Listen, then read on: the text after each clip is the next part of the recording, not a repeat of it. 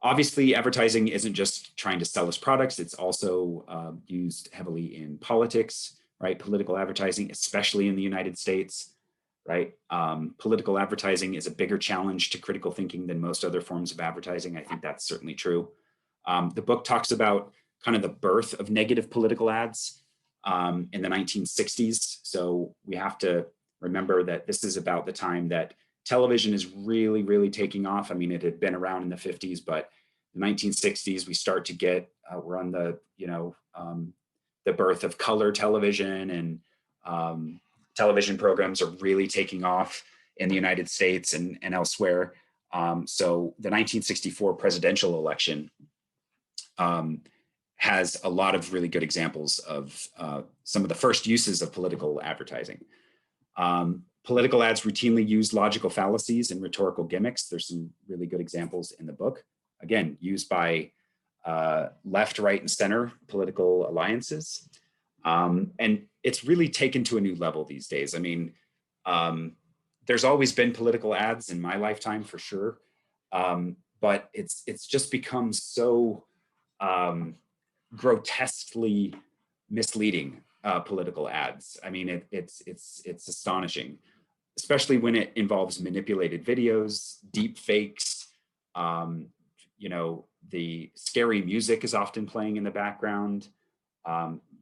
People's quotes are taken out completely out of context. But these work, right? That's the problem is, political organizations know that they work. And we shouldn't be surprised that so many voters are misled for a variety of reasons. Digital technology, micro-targeting, and social media have magnified the impact of political ads, right? Because as I mentioned before, if you're, a Democratic or Republican or whatever candidate, you can target specific groups of people in specific regions far more effectively than you could have 10, 15, 20 years ago. Manipulated videos have become the go-to tactic for political smearing, propaganda, and hatchet jobs, which, trying to take somebody down.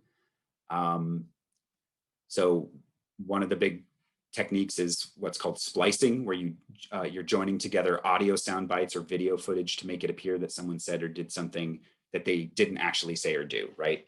Or you're taking a bit of one speech where someone's referring to something and you put it into a different context.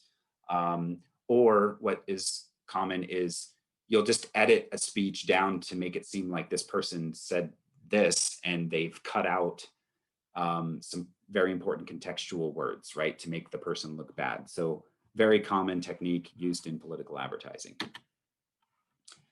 Doctoring is another common technique, right? This is the altering the frames of a video by cropping, changing the speed, using Photoshop, dubbing the audio, or adding a deleting visual information to deceive the viewer.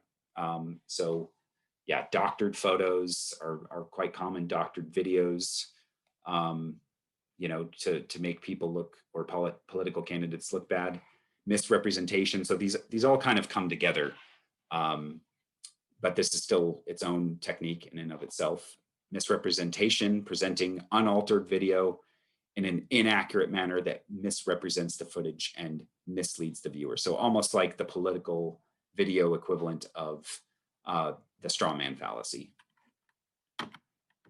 So there's so much more we could talk about political advertising and advertising in general, but let me leave it there. There's some really good examples in the textbook and some recent ones, which I like.